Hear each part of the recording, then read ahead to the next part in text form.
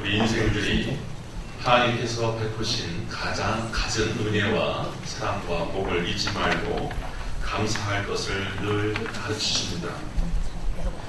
감사할 줄 모르는 심령은 참 하나님을 서운케 하는 그러한 인생이 될 수밖에 없지요. 예수님의 사역 가운데 재미난 일 하나가 있습니다.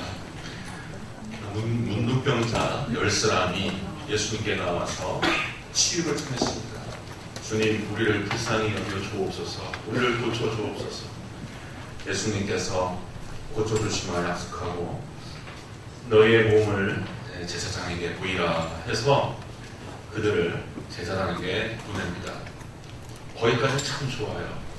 아직 고쳐지지 않은 몸을 가지고서 그들의 발을 옮기면서 하나님께서 이 발걸음이 옮겨질 때 고칠 수 있으리라, 하나님께서 치유를 베푸시리라 하는 그 믿음의 발걸음으로 제사장에게 간다 이거죠.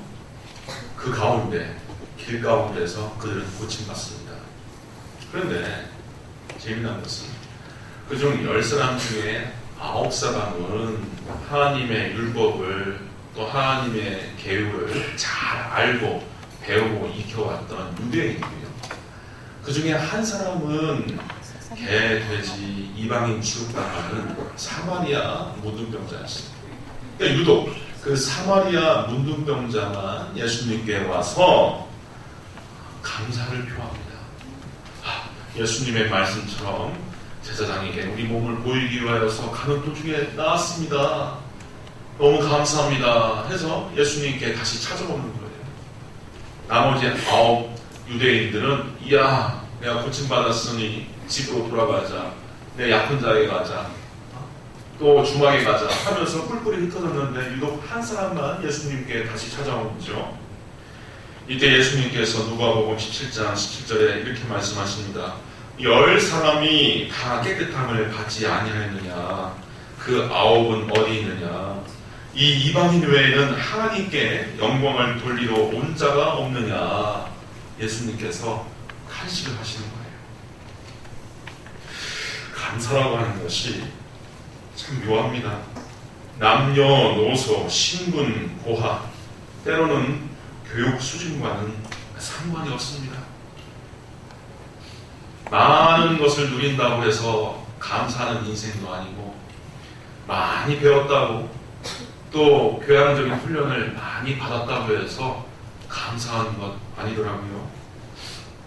오히려 많은 은덕을 입은 사람이 감사할 줄 모를 때가 많습니다.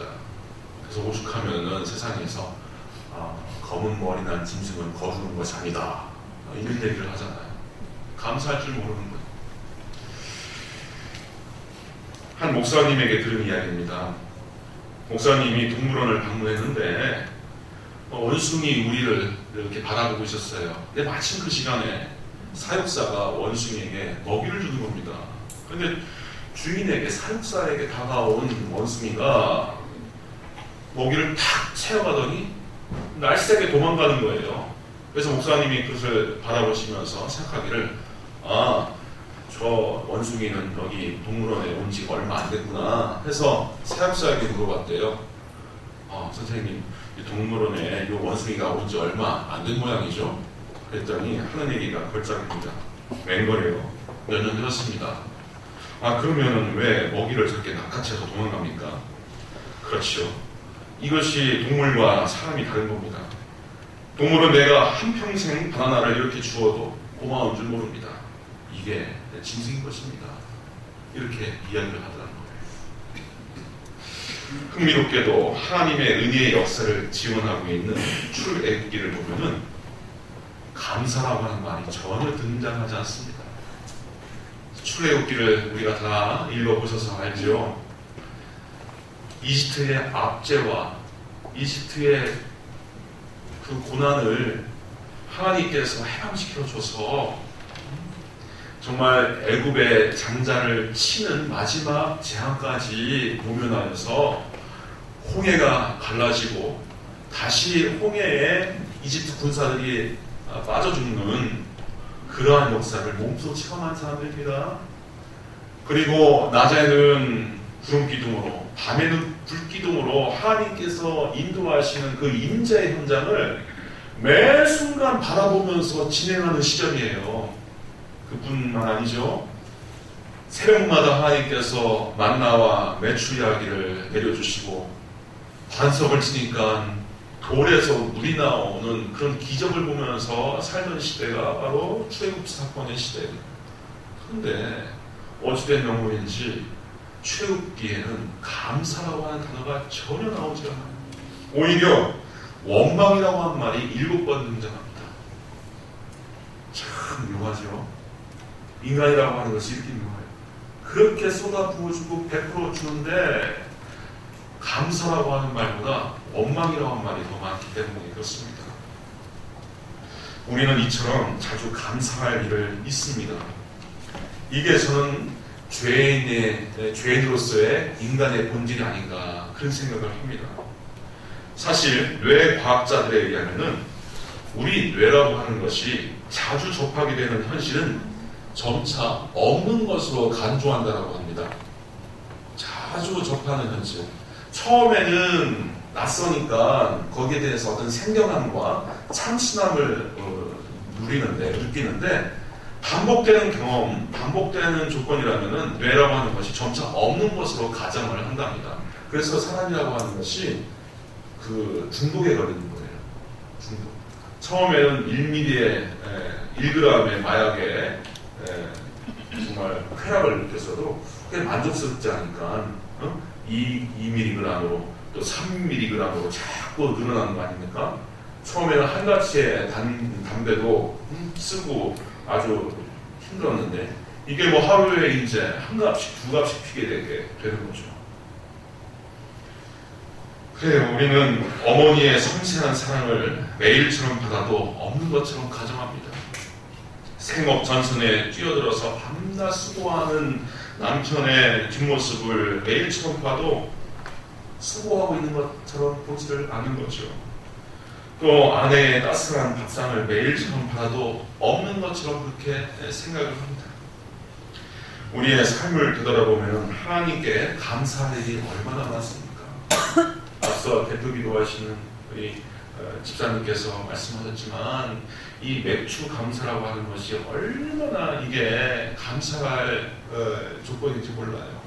우리 젊은 분들이나 저처럼 젊은 분들이나 또 농사를 안 져보신 분들은 잘 모르지만 저희 부친으로부터 들었던 얘기가 옛날 춘궁기에 보릿고개가 그렇게 어렵고 힘들다는 거 아니겠습니까? 가을볕에 했던 것이 다 먹을 것이 다 떨어지고 초본 목피로 연명하면서 이제 이 시점에 보리를 수확하기 전까지 얼마나 굶주렸는지 아마 기성세대분들은 기억하신 분들이 많이 계실 거예요.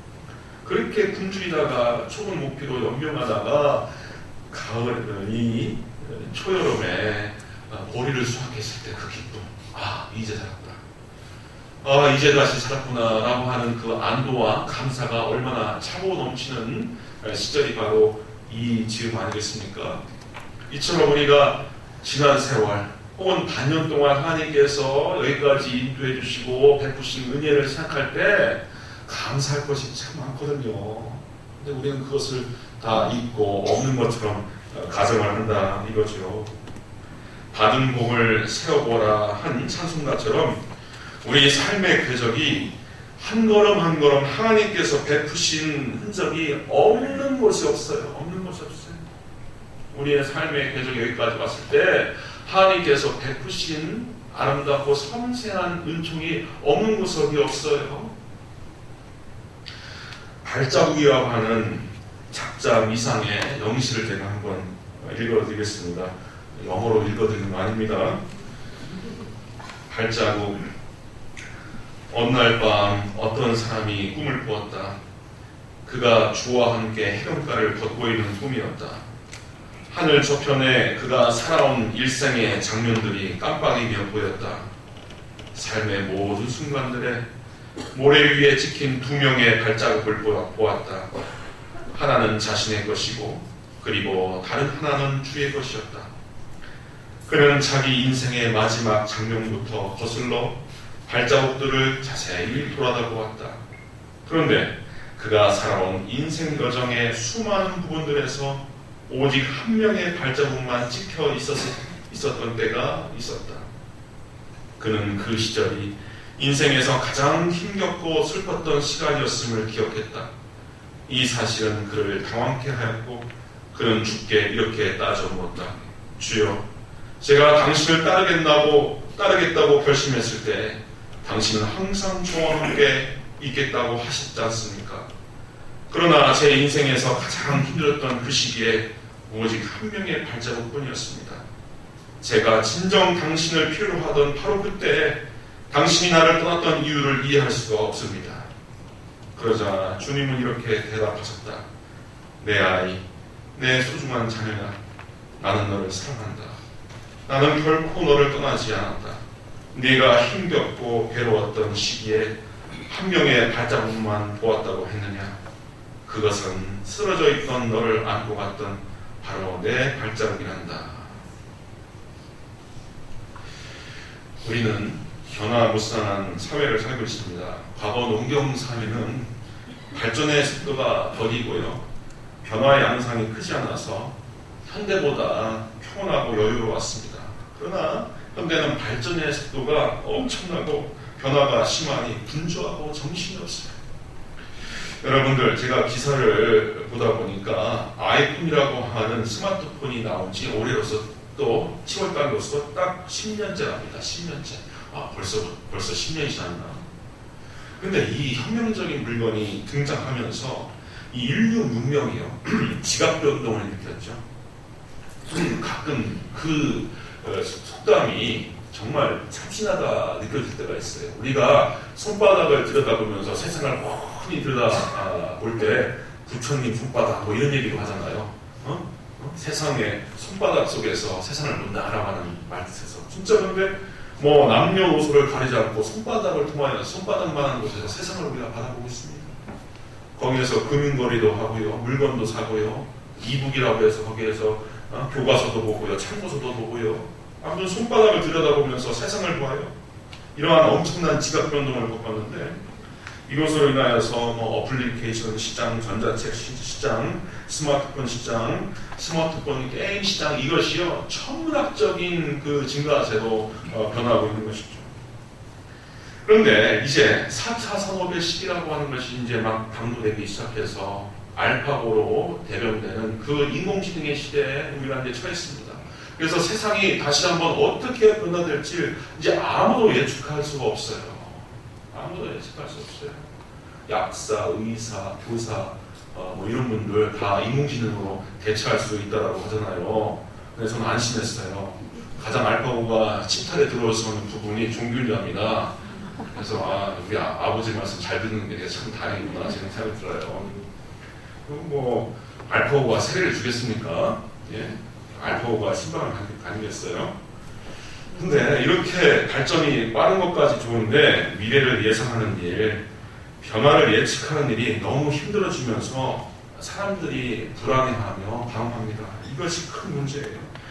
본질적으로 인간은요, 불안을 운명처럼 떠안고 사는 사람입니다. 그런데 세상마다도 이렇게 불안하니까 우리가 얼마나 각박하고 힘겨운 삶을 사는지 모릅니다. 덴마크의 기독교 철학자인 키리오르 케고르는 자신의 저서 불안의 개념이라고 하는 저서에서 이렇게 설명한 바가 있습니다. 불안은 믿음과 반대되는 것으로서 하나님께로부터 분리된 인간의 죄다. 불안이 죄라고 하는 거예요. 또 불신앙이라고 하는 거죠. 다시 한번 이것은 불안은 인간이 근원적으로 가질 수밖에 없는 원죄라고 설명해도 무관합니다. 그런데 오늘 함께 읽은 본문은 우리 마음에 불안이 아닌 평강이 주장하도록 하라고 당부하고 있어요. 세 번역으로 제가 다시 한번 읽어드리겠습니다. 그리스도의 평화가 여러분의 마음을 지배하게 하십시오.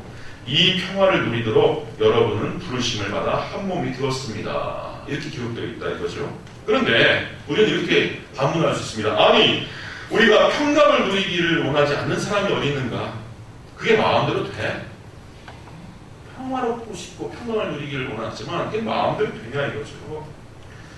어떻게 해야지 우리가 평화로운 마음, 평강을 우리가 누릴 수 있게 될 수 있을까요? 이에 대한 답은요, 바로 그 후속된 문장에 있습니다. 또한 감사하는 자가 되라. 또한 감사하는 자가 되라. 영어 성경으로 보면은 be thankful. 너의 심령에 감사가 가득하도록 해라. 감사가 가득하도록 되면은 그제서야 네가 평안을 누린다. 이게 이렇게 되어 있는 겁니다. 감사가 가능할 때 우리가 비로소 평강을 누리는 사람이 될 수 있다. 사도 바울은 이 교훈을 우리에게 남기고 있는 겁니다. 감사는 감사할 만한 일들에 대해서만 감사하는 것입니까? 성경은 그렇게 가르치 않습니다.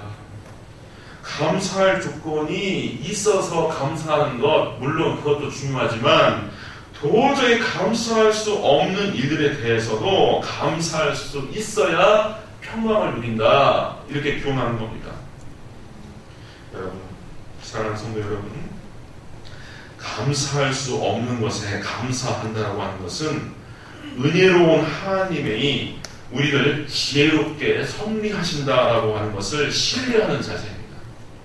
감사할 수 없는 것을 우리 성도님들이 감사한다라고 하는 것은 내 앞길, 내 운명을 하나님께서 이끌고 주관하고 섭리하고 계신다라고 하는 것을 신뢰할 때 감사가 나오는 거예요. 도저히 예상할 수 없지만 때로는 원망스럽고 불평, 불만이 가득할 수 있지만 하나님께서는 그 무한한 지혜와 경륜으로 우리의 운명을 이끌고 계신다라고 하는 것을 우리가 신뢰할 때 감사가 뭉터져서 나오는 겁니다. 모세의 탄생 이야기를 함께 떠올려 봅시다. 이집트에 귀거한 지 한 400년이 되었는데 유대인들이 강성하여서 자꾸 인구가 번창해요. 70명으로부터 시작된 가솔이 수백만으로 늘어나는 겁니다. 그러니 지금 우리 사회에서 우리가 이주 노동자들에 대해서 경각심을 갖고 아니 이러다가 저들이 산업 현장을 다 접수하는 거 아니야? 이런 생각을 똑같이 이집트 사람들도 했어요. 야, 저들이 우리 땅에서 우거한 지 4년이 되는데 이렇게 강성해지고 이렇게 번창했네? 하면서 핍박하며 들어옵니다. 파라오가 모든 이스라엘 산파에게 명하기를 딸이면은 살려두고 아이가 출생했을 때 딸이면 살려두고 아들이면 죽여라. 그런데 이 산파들이 묘학을 짜서 아니 이스라엘 여자들이 얼마나 드세고 얼마나 건장한지 우리 산파들이 가기 전에 아이들 숨풍숨풍 나서 우리가 도저히 죽을 수가 없습니다. 이렇게 변명을 했다 이거죠. 근데 모세의 어머니도 모세가 태어났을 때 보니까 너무 사랑스럽고 아까운 거예요.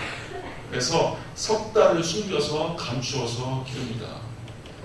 아이를 낳아본 모든 분들은 아시겠지만 석 달 100일 정도 되면 아이의 우렁찹니다. 이 상대자식이 얼마나 크게 우는지 몰라요. 더 이상 감출 수가 없어요.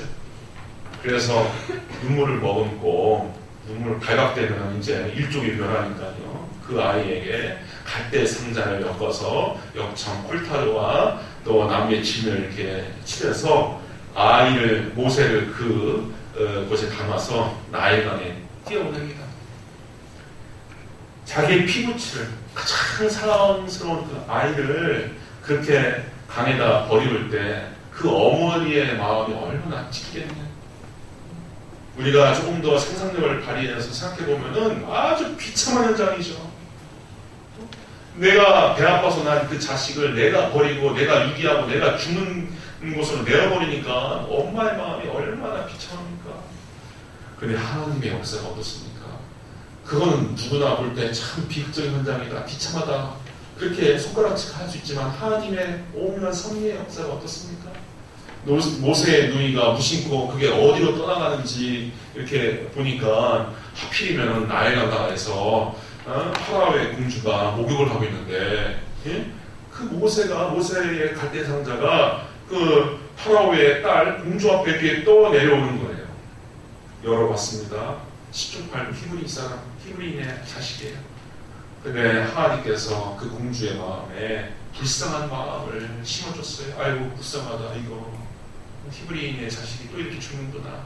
그래 내가 걷어다 길러야지 해서 그거를 자기가 이제 입적을 하는 거죠.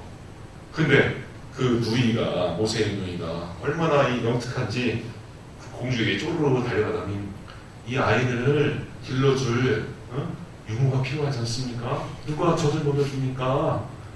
그래? 그럼 네가 젖을 먹일 엄마를 찾아와봐라. 누굴 찾아갔겠습니까? 모세의 친모를 소개해서 모세가 부중궁궐에서 바로 파라오의 왕자로 어머니의 친어머니의 젖을 먹으면서 클 수 있도록 하나님께서 그렇게 섭리해 주십니다. 이러한 전화위복의 역사가 우리 모든 사랑하는 창식의 모든 성도들에게 임하기를 주님의 이름으로 축복드립니다. 아멘. 이게 하나님의 역사가. 그건 길고 작은 건 좀 두고 봐야 돼요. 좀 기다려 봐야 돼요. 그래서 우리가 고난 중에도 감사해야 할 이유가 이런 겁니다. 첫째는 하나님의 귀한 자녀에게 때로는 연단이라고 하는 것이 필요하기 때문에 고난 속에 감사해야 됩니다. 우리가 하나님은 우리의 인생을, 우리의 영혼을 명품으로 가꾸시기를 원하시는 하나님임을 우리가 고백해야 됩니다.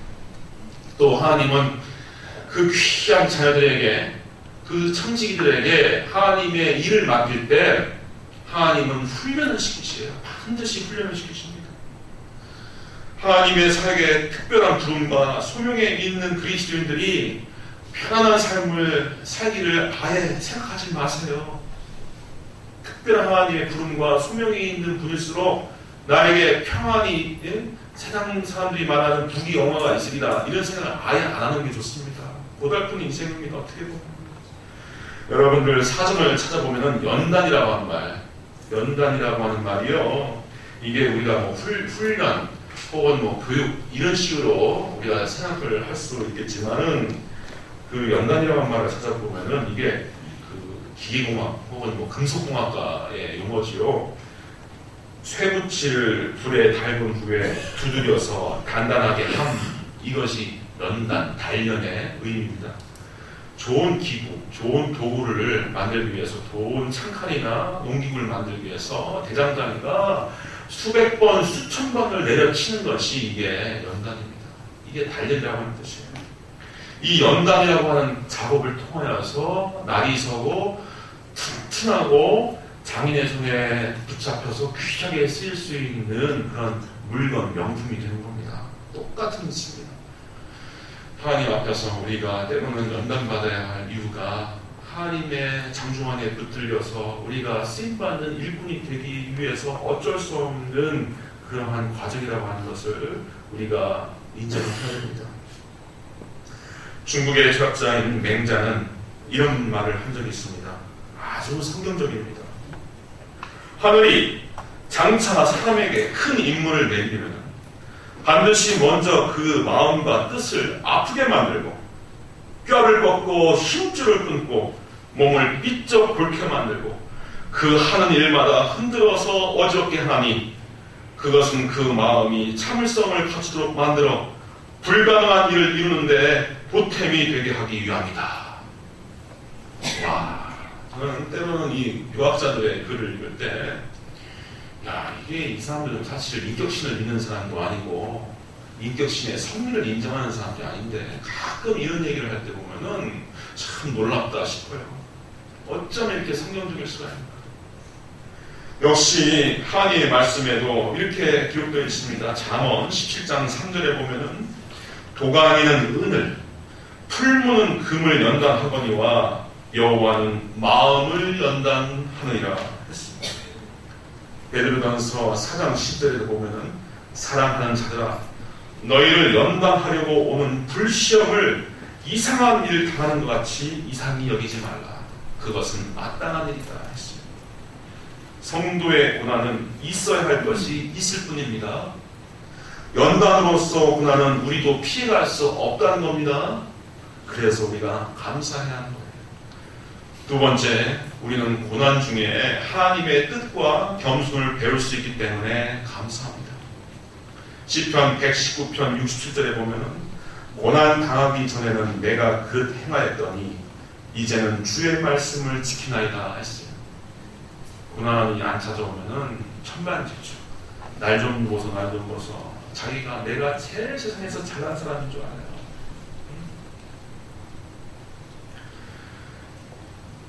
이스라엘의 부모 교육법이 대단합니다. 전 세계의 인구의 정말 1%도 안 되는 유대인들이 전 세계 금융권, 상권, 교육기관, 또 언론 가장 하지 않습니까? 또 노벨상의 35% 이상이 다 유태인들이 다 가져가지 않습니까? 서양 사람들이 어떻게 해서 이런 비결이 있을까? 유대인들의 교육 방식에 대해서 아주 첨예하게 연구를 합니다. 근데 이스라엘의 부모의 교육 방법 중에 이른바 좌절 교육이라고 하는 것이 있어요. 좌절 교육. 일부러 자녀들에게 고난과 좌절을 강화하는 교육 방식입니다. 내 귀한 자녀지만, 내 아끼는 분에 넣어도 아프지 않은 귀한 자녀지만 일부러 자녀를 고통스럽게 만들고 역경과 시험에 구렁텅이에 넣는 거예요. 아마도 유대인들이 그 수천 년 동안 무수한 고난을 겪으면서 터득한 교육법이 아닌가 싶어요. 근래 한국 부모님들은 소위 칭찬 교육에 대해서는 모르는 것이 없을 정도로 익숙합니다. 몇 해 전에 칭찬은 고래도 춤추게 한다라고 하는 서적이 베스트셀러가 될 정도예요. 어떻게 보면은 우리 그 부모들은 칭찬에 대한 부분에 대해서만 눈을 떴지 이 좌절 교육에 대해서는 잘 모르는 것 같아요. 그래서 제가 여러분들한테 책 한 권을 소개시켜드립니다. 유대인 엄마의 힘이라고 하는 책, 유대인 엄마의 힘이라고 하는 책을 보면은 이 좌절 교육에 관한 내용이 있어요. 많은 인재들과 아이들이 칭찬과 격려 속에서 자랍니다. 특히 한국 사회의 이 외아들, 외딸들이 가정의 대부분 이렇게 앉아있기 때문에 그냥 내 새끼 어라 둥둥 눈에 넣어도 안 아픈 내 자식 하면서 그렇게 키워요. 그러한 칭찬과 그러한 집중이 자연스럽게 이 자녀들로 하여금 내가 세상에서 꽤나 잘난 사람이다 라고 하는 착각을 만들어줍니다. 심한 경우에 이기적이고 자기 나르시즘이 강한 사람으로서 성장해서 사회생활을 할 때 도저히 감당할 수 없는 그런 곤란을 겪기도 하죠. 요즘 군대 간 아이들이 군대 생활이 힘들고 그러면 엄마한테 이른다잖아요. 그럼 엄마가 중대장한테 직통전을 한답니다. 내 아들 그 위에 고참 아무개가 있는데 괴롭혀서 못 산다고 하니까 걔 좀 영창을 보내든지 따끔히 혼을 내주세요. 이게 오늘날 한국 사회의 이 형상이에요. 그렇지만 이스라엘 사람들은 안 된다. 반드시 고난과 역경을 치러내고 반드시 좌절을 한번 당하게끔 해야 된다. 그래서 이스라엘 교육자들은 지능지수보다 감성지수 플러스 역경지수가 인간의 그 성공과 성취의 80%를 좌지우지한다라고 얘기합니다. IQ가 높은 게 중요한 게 아니라 역경지수, 소위 AQ 그리고 감성지수, EQ가 인간의 성공의 80%를 이제 주관한다라고 그렇게 결론을 내는 겁니다. 지혜로운 민족, 지혜로운 인간의 부모도 이러하거니와 우리 하나님 또한 그리하신다라고 하는 점을 염두하실 수 있기를 바랍니다. 그것은 하나님이 사랑하기 때문입니다. 목사에도 좌절 교육이 필요해요. 하나님이 때로는 좌절 교육이 필요합니다. 정말 눈물 쑥 빠지고 힘겹고 탄식이 속에서부터 그치지 않는 그러한 고난과 좌절이 필요함을 느낍니다. 다 큰 부모들도 때로는 하나님이 좌절 교육의 현장에 넣으시고요. 또 젊은이들도 좌절 교육의 현장에 넣을 때가 있습니다. 근데 그게 미워서 또 내치기 위해서 또 망하라고 하는 것이 아니라 사랑하기 때문에 사랑으로 예비된 일이기 때문에 하나님께서 그렇게 하시는 거예요. 마지막으로 감사는 가정사에서나 사회생활에서나 인간관계에 있어서 불거지는 갈등을 해소해주는 단초가 됩니다. 여러분들이 행여 야속하고 상식이 없는 시어머니와 더불어 살고 계십니까? 남편이 꽤나 능력이 있어서 많이 벌어다 주는데 나를 매사에 무시하는 남편하고 삽니까? 싸워보기도 하고 상담소도 찾아보기도 하고 참아보기도 했는데 도저히 해결될 기미가 보이지 않습니까? 성도 여러분? 그럼 감사하세요. 무조건 감사하세요. 무조건. 내 시어머니, 내 남편을 낳아줘서 이렇게 잘 길러줘서 나에게 장가 보내주시고 또 이렇게 아름다운 가정을 이루게끔 해줬으니 감사하다. 우리 시어머니가 참 감사하다. 우리 시어머님이 맞습니다. 우리 어머니가 옳습니다. 우리 어머니가 훌륭하십니다. 100번이고 1000번이고 10,000번이고 되뇌이고요. 내 남편이 불만스러워도요. 우리 남편이 최고입니다. 우리 남편이 최고입니다. 이 못난 인생을 거두다가 이렇게 구제줬으니 우리 남편 최고입니다. 우리 남편 감사합니다. 하나님 우리 남편 주신 걸 감사합니다. 이게 진심이 될 때까지 마음에서 우러져 나올 때까지 100번이고 1000번이고 감사하고 긍정하십니다. 그러면요 성도 여러분의 삶 가운데 그 감사의 기운과 감사의 그 내용이, 감사의 그 영성이요 여러분들의 말소리 어조에서 드러나고 여러분들의 표정에서 나타나고요 여러분의 작은 몸짓 하나하나 나타나면서 시어머니에게 어필이 돼요. 그리고 남편에게 먹혀 들어갑니다. 그러면서 변화가 이루어집니다. 도저히 될 수가 없으면 무조건 감사하세요. 무조건 감사하세요. 때로는 하나님께 대해서도 감사하세요. 하나님 원망스럽습니다. 하나님 도저히 이해가 안 갑니다. 정말 너무 힘듭니다. 해도 하나님이 옳습니다. 하나님이 맞습니다. 하나님이 지혜로우십니다. 하나님이 탁월하십니다. 100번, 1000번, 10,000번, 100,000번, 10,000번이 되기까지 계속 감사하시고 고백하십니다. 그러면 벼락이 치듯이 언젠가 여러분들이 하나님의 그 오묘 깊은 사랑을 깨달을 때가 와요. 그러면 여러분들의 인생의 삶의 모든 번민과 걱정으로부터 완전히 자유하시고 하나님과의 깊은 영적인 관계로 갈 수가 있습니다.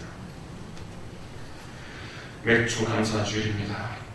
지난 반년 동안 하나님께서 우리 자신과 우리 가정, 우리 교회를 이끄시고 섭리하신 일들을 묵상하시면서 깊은 감사로 하나님을 찬양하실 수 있는 저와 모든 사랑하는 성도님 되기를 주님의 이름으로 축원드립니다. 기도하겠습니다. 아버지 하나님, 귀한 감사절을 통하여서 하나님의 말씀을 통하여 돌같이 굳은 우리의 마음을 되돌아보며 감사를 회복하기로 합니다.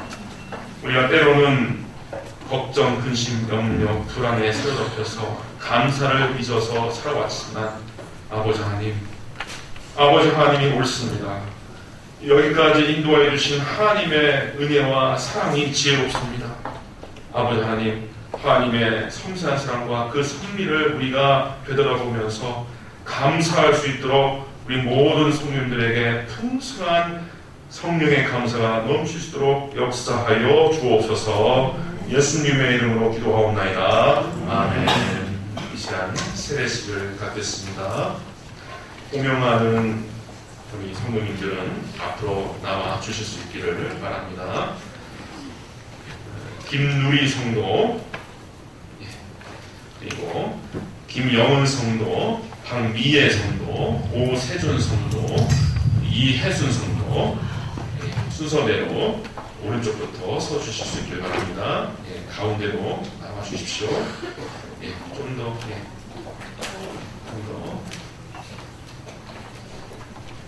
김누리 성도, 김병원 성도, 박미애 성도, 오세준 성도, 이혜수 성도.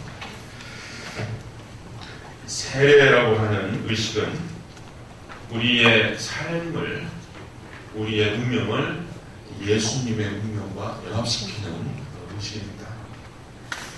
우리 예수님께서는 마지막 우리 제 아들에게 명령하실 때 너희는 가서 모든 민족을 제자로 삼아 아버지와 아들과 성령의 이름으로 세례를 주라 이렇게 명하셨습니다.